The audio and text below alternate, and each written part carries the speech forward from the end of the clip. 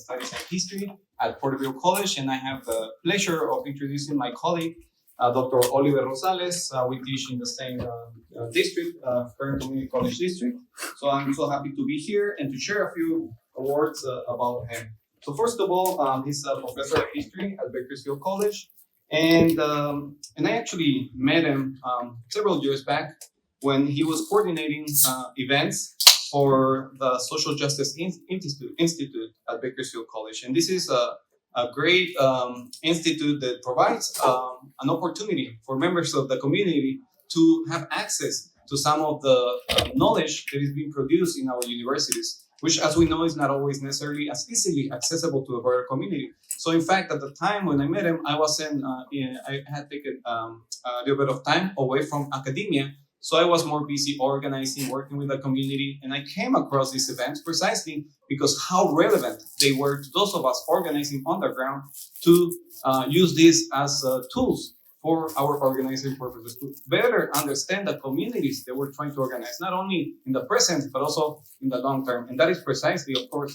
the book that he's going to be presenting today precisely does that function in particular. So he was a former faculty coordinator precisely of that Social Justice Institute. And I remember that first event, I don't remember exactly where it took place, but that's relevant. But I think it was Ireland. And it was an event and then precisely that also makes it unique and special because they're taking these very interesting talks to the communities who should be accessing this knowledge, this information. And that's where I met him several years back, probably 6, 7, maybe more years back. And also, even since those days, he reminded me of what Dan O'Connell describes in his own book, In the Struggle, and that is politically engaged scholars. And that's exactly what I've always thought about Oliver Rosales. He's always involved in not only actively taking this knowledge information, but also in his research and in his involvement with the community. So that's what I got from that first meeting, and since then I participated in several more events coordinated by the Social Justice Institute. Again, bringing scholars from different parts of the country to share their knowledge with the communities that can most benefit from that knowledge. More recently, he's currently a historical consultant to the National Park Service and National Chavez Center in King, California. And this is for the César Chávez National Monument. So they are renovating the main exhibit about César Chávez. And both Dr. Oliver Rosales and myself, we are working in that project. And that's a very interesting project. And I think it's very important for both of us to be part of that because we are bringing different voices, different visions, different ways of looking at this history. Of course, César Chávez's contribution, the farm labor movement contribution to the area, but also beyond that. And this is precisely what Oliver Rosales will touch on. And that is beyond the fields. What was going on in the region? What is going on in Bakersfield? What is going on in Kern County in the Central Valley more broadly? And so his academic background is very extensive. So I'll just share a few things with you. First, he did a bachelor's degree, first starting at Bakersfield College, transferring to UC Berkeley. And then he came back into that area, did a master's degree in history at CSU Bakersfield, and later completed a PhD at UC Santa Barbara. So again, that itself is a very impressive resume. But since then, he has been a visiting faculty at Bard College Master of Arts teaching program, also a visiting fellow at the Hutchins Center for African and African American Studies at Harvard University. He has contributed to many different publications, including Chicano Movement, Perspectives from the 21st Century, Civil Rights and Beyond, African American and Latino and Latina Activism in the 20th Century United States. And he has also, of course, published in different academic journals, such as the Journal of the West. He is, of course, the author of Civil Rights in Bakersfield, Segregation and Multiracial Activism in the Central Valley, which he will be, of course, presenting today to us. And he has also served on the nominating board of the Organization of American Historians. He's also former board chair for California Humanities. And he has also received several grants and fellowships for the work he's currently doing, one of which from the Whiting Foundation 2022-2023 in Public Engagement Fellowship. And more recently, and this is a very important and very relevant as well, work with landmarks in American history and culture grant, National Endowment for the Humanities. And with this grant, they will bring something like 70 students, K-12 teachers, from across the US to Bakersfield to study the region's agricultural, labor, and civil rights history in the summer of 2025. Besides that, we're also working together to bring students from the region, from Porterville, from Bakersfield, from other areas to the César Chávez National Monument so they can have access. Many times students live here and they've been here all their life, but sometimes they don't know their own history, their farm labor history. And in part, that's part of the purpose of this program and also the one on which we're working together. So with that, I'd like to welcome Dr. Oliver Rosales. Thank you.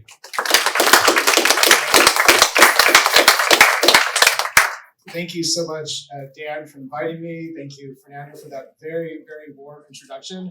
I will say that the Kern Community College District is very lucky to have you on staff, Fernando. So thank you all for being here and allowing me to talk about this baby that I have, my fourth child, civil rights in Bakersfield. I was telling Dan that this is my first book talk. Good to see you. I have some other ones lined up for the month of October, but this is my first one, so I'll remember you forever. So tonight I want to talk a little bit about why I wrote the book, give you a sense of what the book does. I worked in a couple of little reading snippets, so I don't want to talk too long, beyond like 30 minutes, and I'm hoping we can really have a dialogue about Valley history. That's my goal for tonight. So let me start by talking about the image that you see before you, the title and such. Civil Rights in Bakersfield. It wasn't the original title. The original title was Mississippi West. And if you've heard that term before, it was a term that was thrown around a lot in the 1950s and 1960s by civil rights activists who knew what was happening in Mississippi wasn't an isolated thing, right? That there was racism and discrimination across this country, and in particular out west. So that term was thrown around in Bakersfield, right? And so I like this term, but the press said, maybe we don't want to offend people in Mississippi. I'm like, okay, I understand that. So I like the title. The subtitle, Segregation and Multiracial Activism, really is the heart of what I do over the book. When I wrote my dissertation and finished that in 2012, and I was sort of making the move to try to talk to presses about publishing a hard book, which there aren't a lot of that deal with Central Valley history. One of the things that they wanted, they said, great, the activism that you focus on is great. It's a very important history. But what activists were fighting against was legacies of segregation. And so we need that kind of base, that kind of structure. And so that took a long time to write because there's an archives problem in the San Joaquin Valley. You can't go to Cal State Bakersfield or Fresno State or UC Merced and find rich collections like you might find in a place like LA or something like this. So piecing together that story of segregation was challenging, but I was able to insert that as a kind of foundation for understanding the activism that happened in Black and Brown communities after World War II.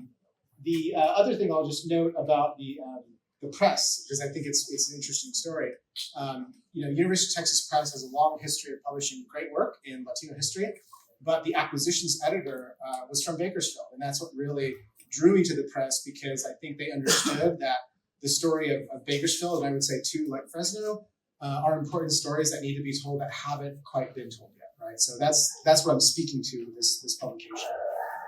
The photograph, I'll say the cover, I really like it. I'll go on to, let's see if I can get to the next slide, because I have the cover on here too. This is Governor Pat Brown in 1966 visiting Bakersfield at the California Democratic Convention. So it was an election year, and Pat Brown was speaking, and he's a two-term incumbent facing an actor named Ronald Reagan, right?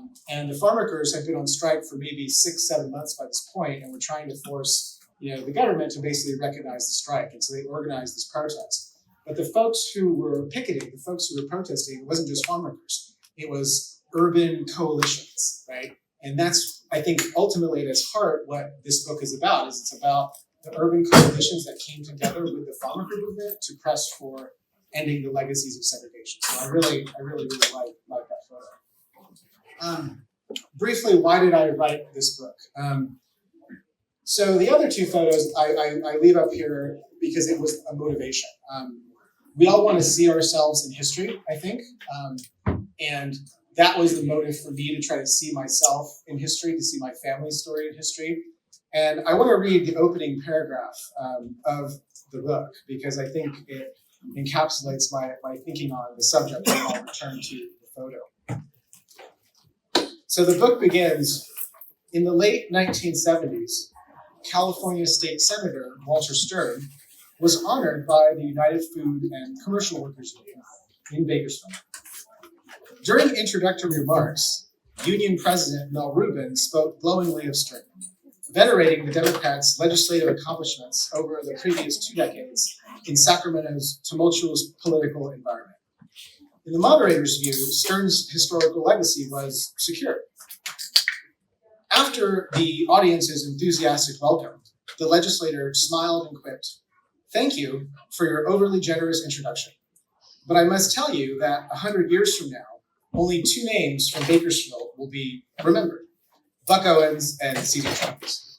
And so I like that story as an opening to this because for me, coming up as a student of history or trying to matriculate, I never saw myself in history, right?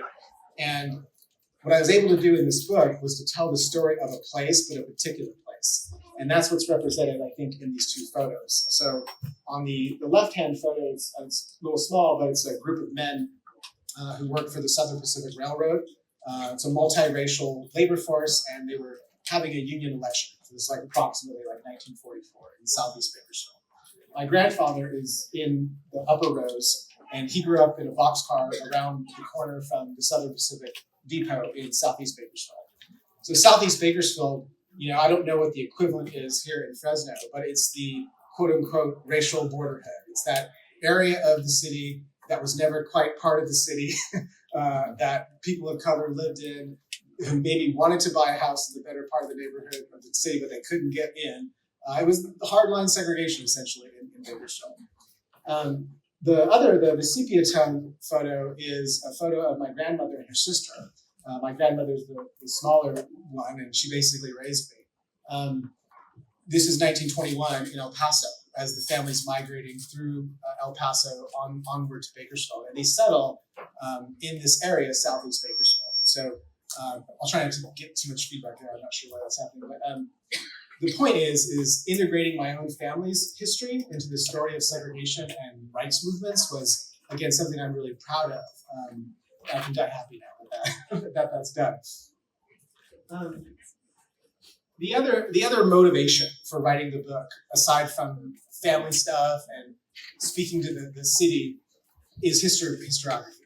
Okay, so in the past 10, 15 years or so, there has been an explosion of scholarship documenting the history of the farm worker movement, right? From all the major universities, all the major presses in the United States, all the major conferences, have talked about Delano and the farm worker movement from a whole variety of perspectives. And it's really a welcomed scholarship. And I was, pleased to kind of see it happen. However, I think next to the history of slavery in America, in how that story is told and been debated, which is also quite contentious if you look at it like a 40 or 50-year perspective, the farm worker movement historiography is also very contentious. And a lot of it centers around the legacy of the leadership or how certain groups maybe have been marginalized from storytelling. And so I was, listening to this historiographical conversation.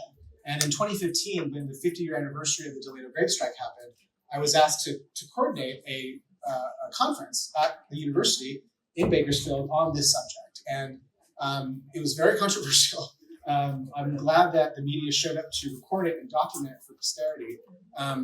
But I was always somewhat bothered by the fact that it was an incomplete narrative, right? And so the publication of this book, I think, is an intervention into that space. And so I'll read the second paragraph, which encapsulates that. It says, "This book moves beyond Senator Stern's prediction that only 2 names will be remembered from the Central Valley.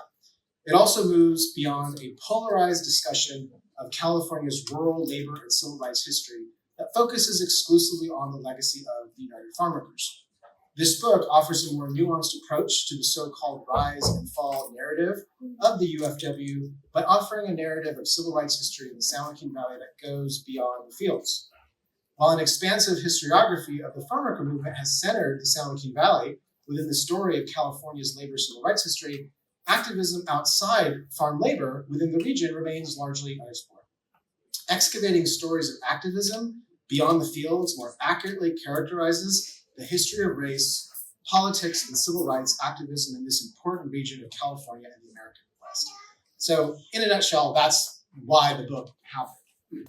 So that's the sort of the why of the book. What is the book? I'm not going to bore you by walking through each chapter, but I want to tell you about how the content is structured and really what the content is. So that first chapter I mentioned previously is really the first narrative that's been created about the history of racial segregation and settlement in Greater Bakersfield. And I say Greater Bakersfield because you had all these communities that were existing on the periphery, but had these strong relationship ties, whether it's socially, culturally, economically, to Bakersfield. So I'm talking like, again, Arvin, Lamont, McFarland, Delano, Wasco. And so that's what I mean by Greater Bakersfield, and the way that the municipal boundaries were drawn, it was often designed to exclude in communities of color. So that chapter, again, is that first stab at trying to articulate what activists after World War II were fighting against, right? The thing I guess I'm most pleased with in this chapter is that, y'all are here, we're here in Fresno. If you were to Google, redlining Fresno, you can get that great FHA map, right? And see which areas were under-resourced by the federal government, right, for Fresno. You can't get that in Bakersfield, primarily because Bakersfield didn't meet the population threshold to create those maps. So what's happening now, and I'm collaborating with some archivists and GIS specialists on this, is we're going in tract by tract, basically, and starting to create our own map that shows the history of racial restriction in Bakersfield. So I was able to tap into that research a little bit, but that's a long, long project. The chapters 2 and 3 are critical because 1965 is a turning point in, I think, just California labor civil rights history because of the Delano grave strike. And so what these next two chapters try to do is show up origins of civil rights, right, before the Delano grave strike started. And there's actually another farm labor strike that's lesser known, maybe with the exception of folks like Dan, the 1947-48 DeGiorgio strike that happened in the Arvin, Lamont area. That was a failed strike, but what it did is it generated a lot of activism in urban Bakersfield. And I think part of the reason that happened was because organizing field workers was very difficult. So a lot of the same activists and organizations were paying attention to that and started to redirect some of their attention to the urban core. And so again, chapters 2 and 3 go into that. If there's a hero in the book, that's not a person. It's an organization called the Kern Council for Civic Unity, okay? So in California, after World War II, there was something called the Civic Unity Movement. It happened all across the state, LA, here in Fresno, et cetera, where basically racial liberals who thought the New Deal didn't go far enough in organizing questions about racial inequality, tried to use mechanisms of government to press for equality, racial equality. And it kind of rose really quickly, then died really quickly at a statewide level. But what I found is that in Bakersfield, the civic unity movement survived. It survived well into the 1950s, well into the 1960s, and it was a coalition group. That's what made it effective, is it brought together the Black ministers, it brought together the Mexican American Community Service Organization, it had support from the National Farm Workers Association, it had support from women's groups, all under this rubric of civic unity. And they were able to pressure local government, county government, employers into doing reform. And so I try to capture some of that history. Anecdotally, I'll say one of my favorite things that they did organizationally was they stopped the White Citizens Council from establishing a chapter in Bakersfield. And the White Citizens Council is like the Klan and with ties and the hoods off. In chapter 2, I look at how the influx of federal money through the War on Poverty galvanized all of these organizations. So when the Johnson administration passed the Economic Opportunity Act, it was called maximum feasible participation. Like you have to get money to poor folks, right? Don't necessarily go to an intermediary, right? So a lot of these groups got funding. One of the groups that got funding was the National Farm Workers Association. So, and this is like a month before the Delano grape strike began. And this drove the community and agribusiness crazy because they thought that the federal government was giving $250,000 to, communists who were doing a revolution in the fields, right? And so I recount some of that history and the opposition that was engendered by that grant. And I can say again, anecdotally, like this notion of groups of color, nonprofits, not being able to fiscally manage money, that is like a legacy in the Valley. Still, I think, to this day. But at the same point, the war on poverty galvanized Black groups, it galvanized Mexican American groups to fight poverty. Although I think there were limits to working with the government because you're just fighting for crumbs essentially. And then Republicans were very good at stymieing the war on poverty over time. So I recount that. But it's all history that comes before the 1965 Delano grape strike, essentially. A breaking point or a shift in the book, the next chapters 3 and 4, I'm looking specifically at the Chicano movement and Chicano student activism, the creation of ethnic studies, and the mobilization for Chicano politics. Like that's an outcome, I think, of not only the Delano grape strike, but activism on the ground. And so chapter 4, for example, looks at this character named Jess Nieto, who's since passed on. He was known in Bakersfield for decades for his immigrant rights activism, doing citizenship, building transnational partnerships. But all of that started, as a young 23-year-old when he got hired at Bakersfield College to do Chicano studies, which was a result of student mobilization. And today, when we have this new ethnic studies requirement at the CSU, the community colleges, the high schools, knowing the genesis of the discipline and the struggles that were encountered, that's what I'm trying to do in that chapter. In the next chapter, it also focuses on an individual named Ray Gonzalez. He was the first Latino assemblyman, to represent the San Joaquin Valley in Sacramento. He was actually Jess Nieto's professor who left academia to go into politics. And he was kind of an out-of-field candidate. Like he was running against a Republican incumbent, and he had to build this coalition of Black, white, and brown to put him in office. And when he wins the election in 1972, it's the result of that activism. He only has one term in office, and so the chapter kind of narrates his rise and fall, but it tells us a lot about the genesis of Chicano politics in that area of the Southern San Joaquin Valley. The final 2 chapters, what they attempt to do really is go beyond the fields. So I look deeply at police violence, particularly toward African American communities, and how activist organizations mobilize against that. If you know anything about the BPD, Bakersfield Police Department, Kern County Sheriffs, they've been subject to investigation for decades. And so I looked at some specific accounts of pretty flagrant police brutality and how that was connected to civil rights. And I if you want, I could talk about that more, but it's just kind of, it's touching. I mean, in doing the interviews with especially Black folks who were there when the police came in with their batons, at community dances and things like that, it was really, really emotional. I will say that. The fair media movement is also super interesting. Chicanos in Bakersfield were able to use the licensing process that media companies have to go through when they do buyouts and such as a stalling point to make sure that media companies, $1 million companies, had fair hiring practices and were producing media that spoke to diverse populations. And they learned those legal strategies from Black folks in Mississippi and the lawyers that were doing that in the Jim Crow South. And so there's this whole correspondence between Bakersfield and Mississippi that I kind of recount. And finally, the fight for rural healthcare.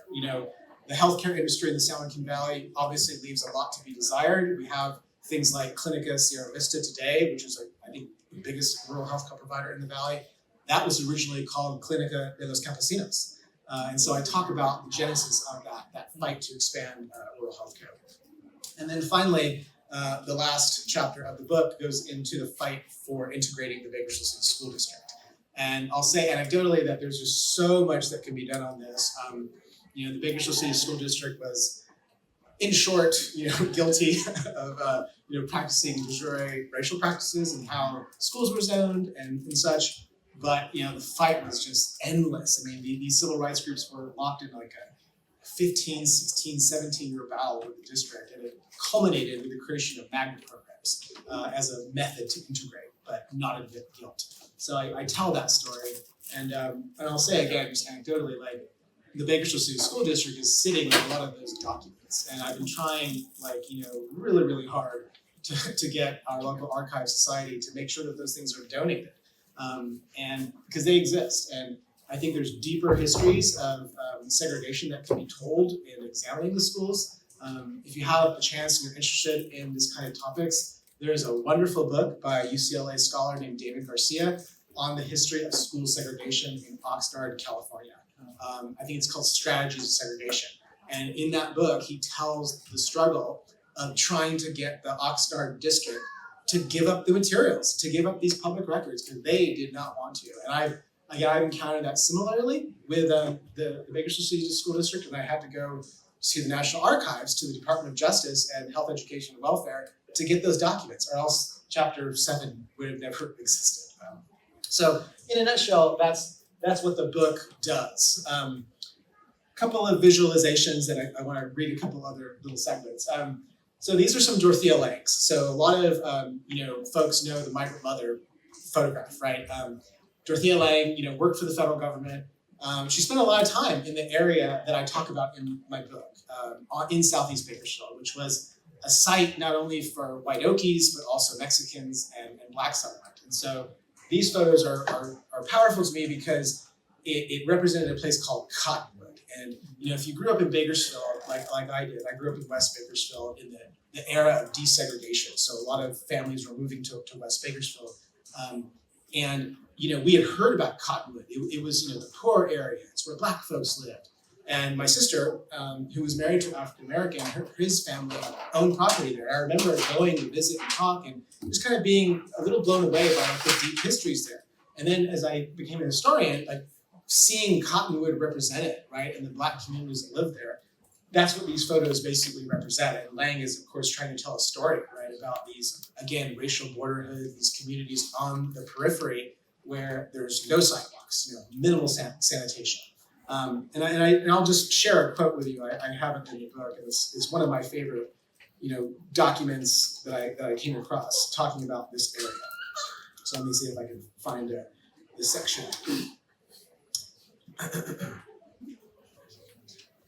That's the problem with writing a book, is you forget where all this stuff is.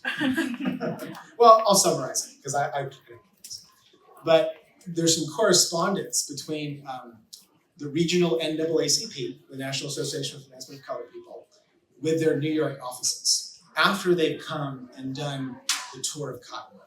And the quote goes something like this, never outside of Birmingham, Alabama, right, have I seen Negroes live in such dreadful conditions that I've ever seen, with the exception of the outskirts of Bakersfield. Right, and that the quote goes on about the smell and basically just living in conditions that were akin to what Blacks faced after slavery. And so I was blown away by that quote. And that quote, as I recall, came in the early 1950s after that failed DeGiorgio strike. So that was my point: is that even though that late 40s strike failed in Arvin, it brought attention from organizers that galvanizes reform elsewhere. This is a little bit blurry, but I think it's an important visual. So this is a 1940 census map of Bakersfield.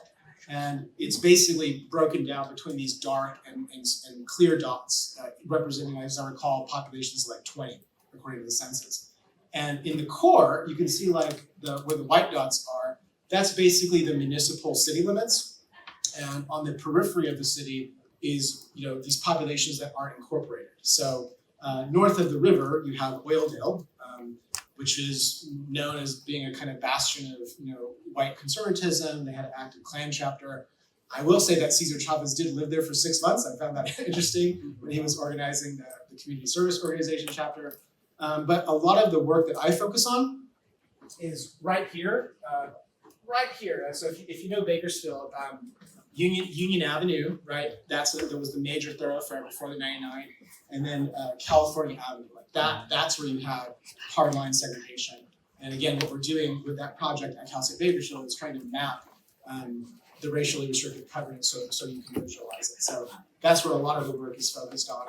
And as I talk about in various places in the book, the city was very deliberate on where it did not draw lines. And I think I have this. Maybe it's in. This is another paragraph I wanted to read because it's about this area. So on a Monday evening, March 7th, 1949, over 100 residents of the Sunset Mayflower area of Southeast Bakersfield attended a mass meeting. Organized by the Sunset Mayflower Progressive Club, the meeting brought together residents to discuss the annexation of the area into Bakersfield's city limits. The area, approximately 1 square mile, was home to a dense concentration of Black residents. It was located less than a mile east of Union Avenue, a thoroughfare former African-American Bakersfield City Councilman Vernon Strong referred to as, quote, Separation Street, end quote, demarcating Black and white Bakersfield. The roots of Black migration to the tract stemmed back nearly half a century to the cotton migrations from the American South, supplemented by continued Black settlement through the Dust Bowl era. The benefits of joining the city's municipal boundaries seemed promising. Greater municipal services, street lighting, a Black fire department, and improved sewage and sanitation services were of particular concern, given the perceived public health nuisance of Dust Bowl migrants, both Black and white, as they settled on Bakersfield's municipal periphery. The majority of club members were assuaged by arguments in favor of annexation, voting 84-13 to push forward a citywide petition the following month. And so as the chapter unfolds, the struggle for this region right here to become part of the city is a fight. It's one of these fights that goes on for like 2 or 3 years, and eventually it is annexed. But the book talks about the resistance of basically white voters living within the city limits, wanting to make sure that their taxes don't go to a particular area. And then conversely, how the Sunset Mayflower Club organized to get that annexation, being a kind of catalyst for organization elsewhere, essentially. That area is also a character in the book, Southeast Bakersfield. This is just a couple of visuals. I wasn't able to use these in the book because they didn't meet whatever standards for visuals that the press wanted, but these are great images. This is an advertisement in that area for colored housing from the early 50s. And it's a relatively nice house. I think this goes on for quite some time. Like even after you have the passage of like fair housing laws in the state, and then later at the federal level, enforcing those things was very difficult. And realtors, still practice segregation essentially. The source on the right-hand side, in the 1920s, like this is a valuable survey that a lot of urban scholars use.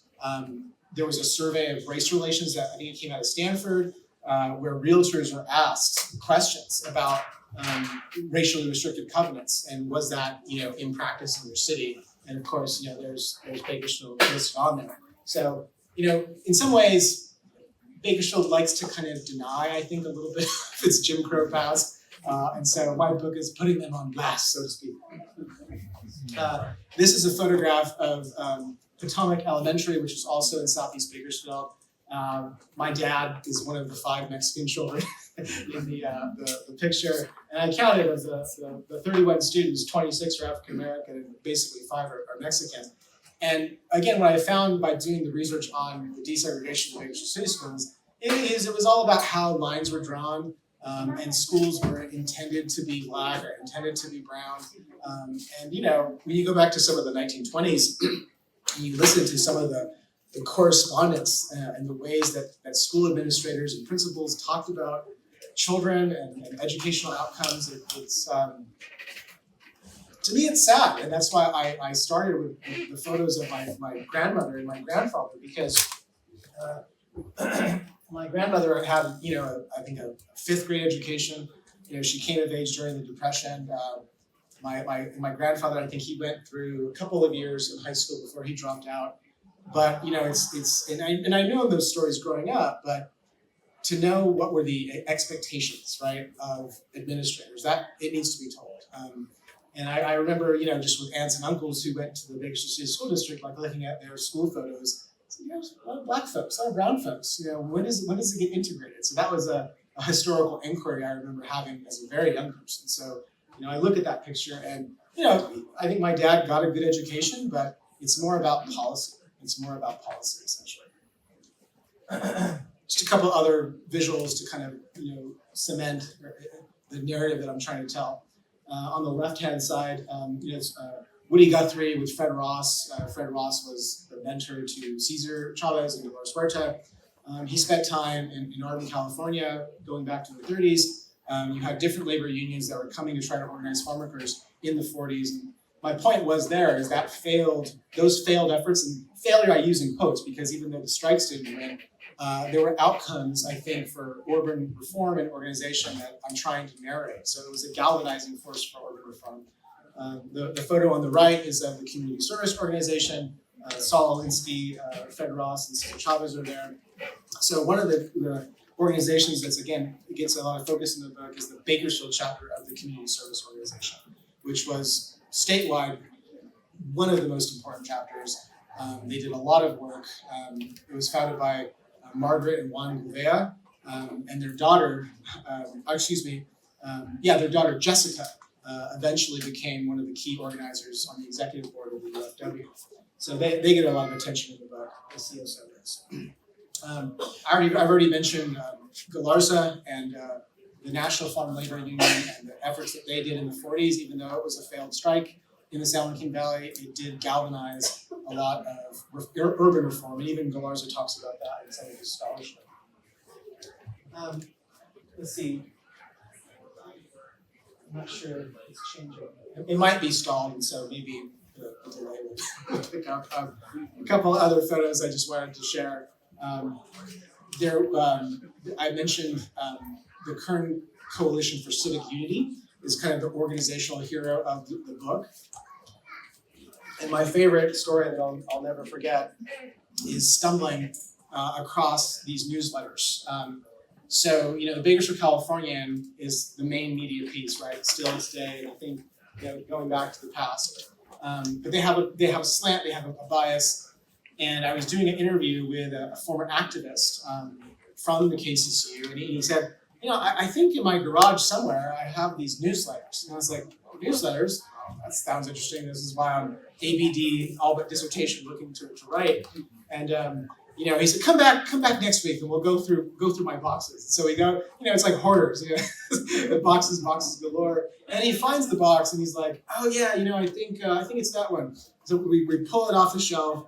We open it up, and it's like there's like a dead, mummified cat, But underneath was this treasure trove of newsletters from the KCCU, like from the 40s through the 70s. And this was the goal. But this is what made me able to publish this book. And as soon as the book came out and it was done, I made sure to take because the activist has since passed on, and he gave me the letters, as I donated them to the Historical Research Center at Bakersfield. Because again, it's an archives problem. That's one of the biggest challenges we have, I think, from so many points, and from research, but also teaching. We're talking about getting primary sources in the classroom for kids at K through 12. You have to have archives. You have to have sources to teach them, especially ones that they can connect to. So the newsletters were, just incredibly valuable. And I think I was really just scratching the surface for like the kinds of content that was actually in them. Thank you so much. Finally, just a couple other, praises, if you will, before I want to open it up for a little dialogue. These are some other heroes, I think, from the book. And Ray Gonzalez is the Latino-looking hero, trying to map out the valley with his campaign organizer, Steve Barber, white boy from Taft. So, Steve, if you know anything about Taft, California, it's not exactly a city of racial progressivism. So Steve came home from college, and he was, I think, talking to his mom, what do I do? And his mom said to him, I heard on the radio or something like that, like this candidate running for assembly named Ray Gonzalez, and you should call him. So he calls him, and he basically goes to volunteer to work for his campaign. And then when he wins, he becomes his chief of staff. But both Steve and Ray, I had a chance to talk to them extensively about, Valley politics. Steve is since retired and living in Northern California, but again, he's one of the heroes, I think, in the book, right? Ralph Anthony, the African American fellow with Steve, his family has a long and deep history in Southeast Bakersfield associated with the ministers and the NAACP, and just speaking truth to power. I mean, Ralph has been doing this work for a long time. I think he's in his 80s now. But it was Ralph. One of the most meaningful oral histories was about this police riot that happened at a place called Fraternal Hall in 1969, and it's still a controversial memory. And I talked about this in the book, but there was a police officer who basically testified against the department, and the department went crazy when they did this. And that police officer, his name is Steve Powers, has since passed. His father had been the chief of police in Bakersfield, and his father was retired, and he talked to his dad. What do I do? His dad said, "Tell the truth, right? Tell the truth of what happened." And then the father and the son become harassed, and so I recount that harassment story of these two individuals, who again, he didn't have to do what he did. He wound up leaving Bakersfield, but again, calling out the police for their misconduct and beating up black kids, who were high schoolers. It's still difficult to talk about because people remember. But Ralph, I think, gave me an inroad into opening up the black community to talk about these stories. And so again, he's a hero for the book. And a couple other ones. I haven't talked extensively about this, but the Chicano student movement.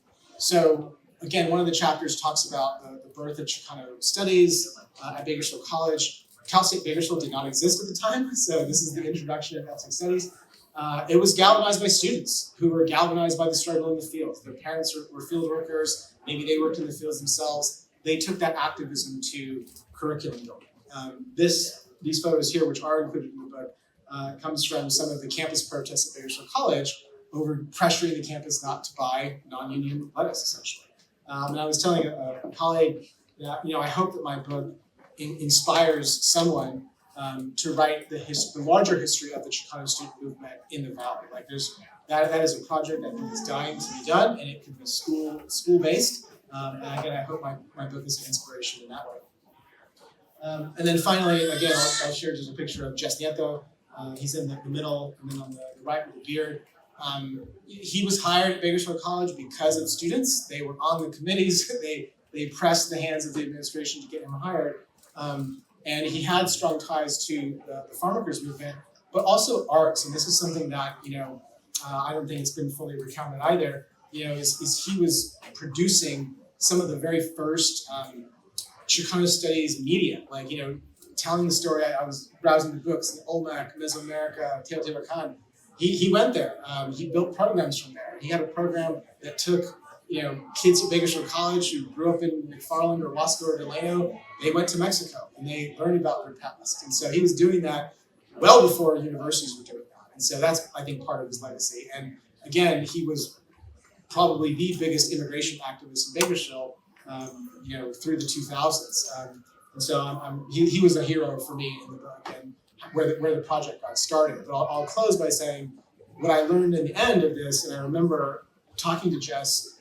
He had a kind of like a terminal disease, but he had a chance to read the manuscript.